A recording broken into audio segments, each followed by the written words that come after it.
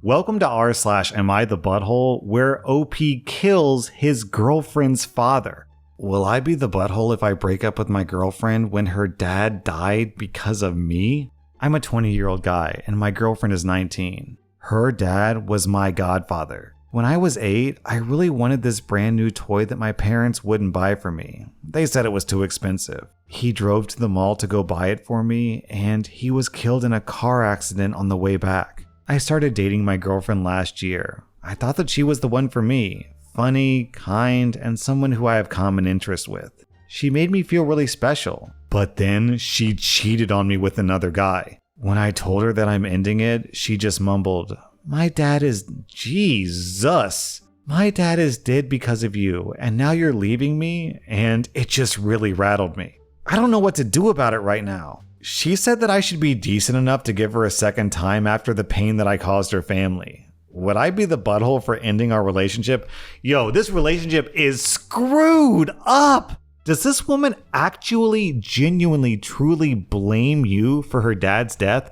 Because if so, why the hell is she dating you? It almost makes me wonder if she believes that. Is she dating you expressly so that she can cheat on you and break your heart? Like, is this some kind of twisted revenge? Or does she not genuinely believe that and she's just using her dead dad and the guilt that would cause you to manipulate you into getting what she wants, which is forgiveness after she cheated? Which is a whole different kind of screwed up. So either way you slice it, this woman's got problems, dude. This woman's got issues. You gotta run. You gotta sprint. Usain Bolt, 100-yard dash to the nearest exit, my dude. She is either psychopathic and is intentionally trying to ruin your life in revenge, or she is the worst type of lying manipulator, scumbag, cheater imaginable. Mopey, you get a rock solid 0 out of 5 buttholes. To be clear, my friend, I don't know why I have to say this, but I'll say it anyways. An 8-year-old asking someone to buy them a toy does not make them responsible for someone's death. It's just an accident, dude. It's just an accident. I'm giving this woman, if this is revenge, gosh, what's fair here? If she's dating OP and cheating on him and then manipulating him just to get back at him for blaming him for the dad's death, I think that's got to be 5 out of 5 buttholes. That's really crazy. That's like super villain. If she's merely a lying, manipulating cheater, then she just gets 4 out of 5 buttholes. This is really bad. This is awful. Am I the butthole for eating the food my father-in-law served me and ruining my boyfriend and I's holiday? For context, I'm a 41-year-old male and I'm a white American. My boyfriend, who's 38, is Moroccan and half black. His parents disliked me from the moment that we met. We've been together for 2 years and he lives in America. The incident in question took place a few days ago. This is only my second time meeting his parents. His mother's been relatively quiet, but it's obvious that she feels the same as his father, who's on an all-out warpath. They think that I'm a typical, useless American party boy and not good enough for their son, who's an all-around goody two-shoes. They're both wealthy government employees who think that they're contributing a lot to the world, unlike me. Now, it's important to note that I'm also wealthy, self-made, and high-ranking in my career. So I am not attempting to get on their gravy train. My boyfriend and I are staying at their home in Morocco.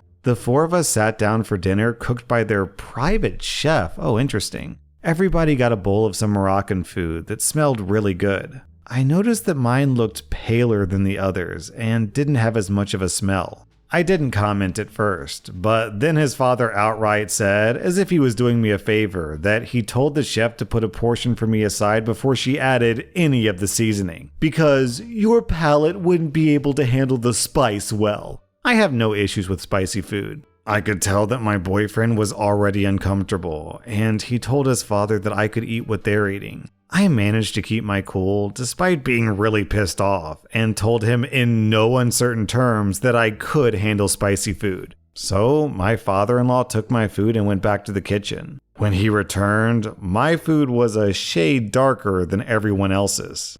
I realized after the first bite that it wasn't just spicy, it was inedible. My boyfriend noticed my reaction and told his father off before telling me to stop eating, but I didn't. I ate the damn food. And I have never in my life eaten anything like it. There must have been an entire bottle of hell in it. The pain. But I persevered, much to my boyfriend's protests. His father simply watched. I was sweating buckets, felt sick, almost had an asthma attack. That's another reason why my boyfriend was angry with me, because I put myself at risk. But still, I ate the whole bowl. Then I left the table victorious, but dying slowly. Fast forward, I've been in bed for 3 days, and I still feel messed up. I may not survive. My boyfriend says that I should have been the bigger person and that there were no winners. That eating that whole bowl was as childish as his father was for serving it, and it only hurt me. He's been taking care of me, but he's also blaming me.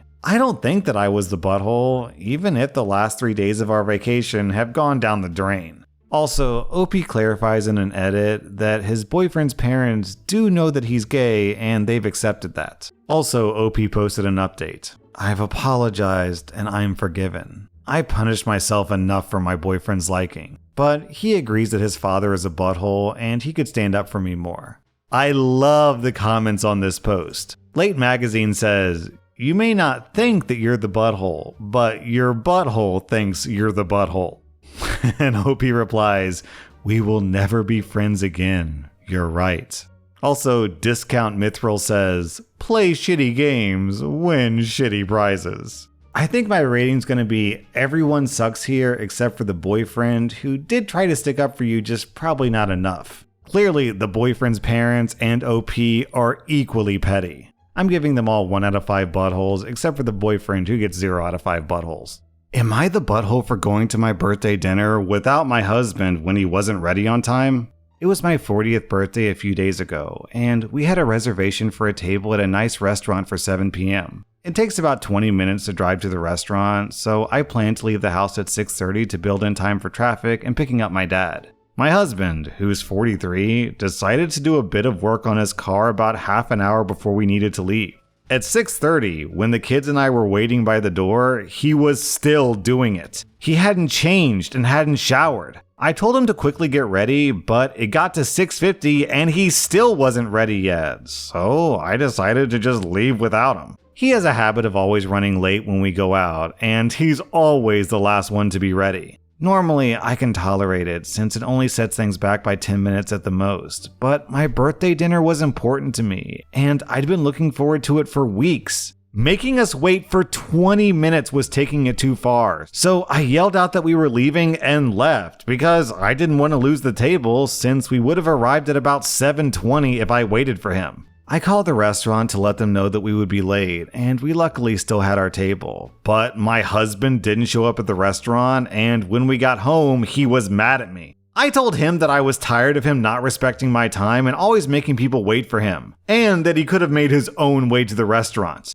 My father agreed with my decision to leave without him, but my kids were a little upset that he wasn't there to have dinner with us. So am I the butthole? Whenever someone mentions working on their car, the first thing that comes to my mind is engine work. So grease and oil and gross stuff that you definitely don't want to bring with you to a nice restaurant.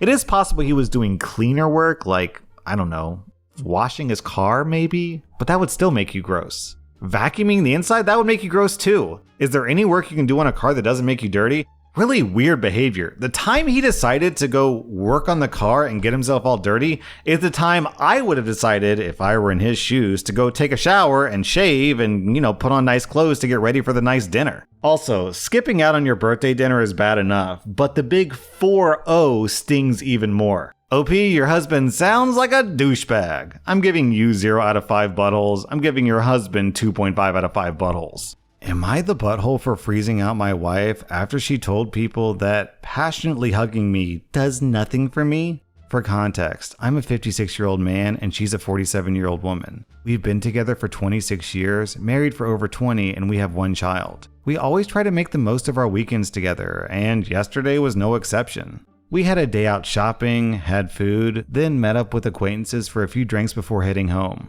While talking to our acquaintances, the subject got around to relationships and how to keep the flame burning. One of the younger women asked my wife how to keep passionate hugging enjoyable after being with the same person for so long. My wife said, "Oh, I don't know. Passionately hugging OP does nothing for me ever since our child was born." For context, our child is currently 18. There was an awkward silence and people started making excuses to leave. Traveling home, mostly in silence, I asked her if she thought that was an appropriate comment and that I wanted her to apologize. As per usual, she doubled down and blamed me for being too sensitive. Since then, there's been no communication. Then we have an update.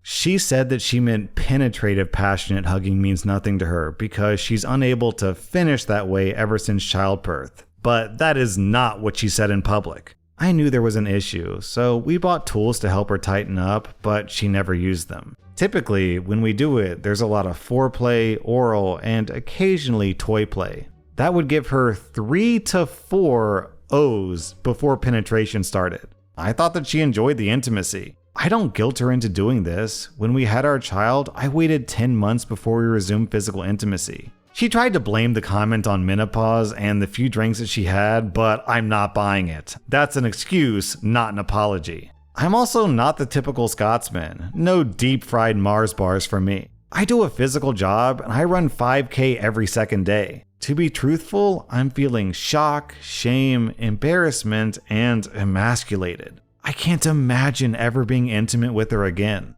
OP, I don't even know why she's complaining. You finish her off 3 to 4 times per session? I think that puts you way ahead of the curve. Actually, is there science on this? Average times or saying that word per... Yeah, I'm trying to look it up. I don't see any data on number of times women finish per session, only information on what percentage of women are able to finish per session.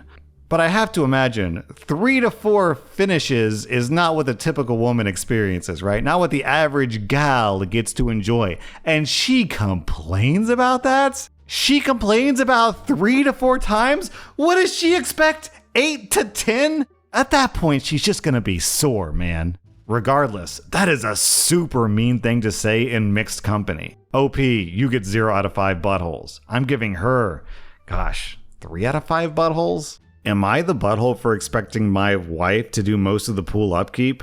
Me and my wife are 36 and 35 respectively. We purchased our house 3 years ago. When we were in the market for houses, my wife stated that she explicitly wanted a pool. I didn't really care too much for a pool, but we had a flexible budget, so I guess why not? I requested though that if we bought one, she would have to do 80% of the upkeep, if not all of it, and she agreed.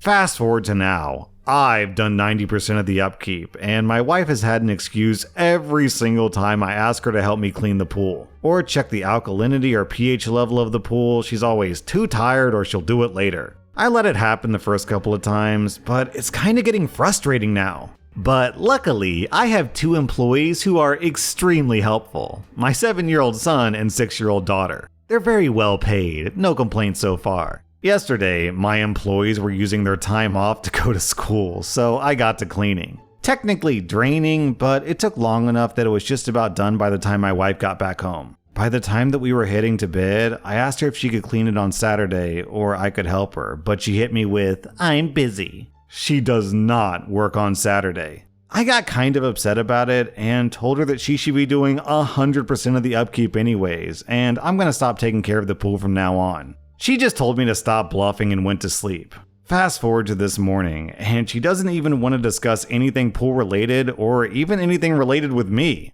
OP, you're definitely correct. I'm on your side here, you're justified. But speaking as a married man here, I think you're fighting a losing battle. She already tricked you into maintaining the pool for her, so there's no way she's ever going to go back to doing it herself. I think your best bet, OP, is to hire a pool company to do the maintenance for you. If she complains, you're completely justified in shutting it down. So I'm giving you 0 out of 5 buttholes. I'm giving your wife 0.5 out of 5 buttholes for pulling the most obvious bait and switch in the history of marriage. You should have seen it coming, OP.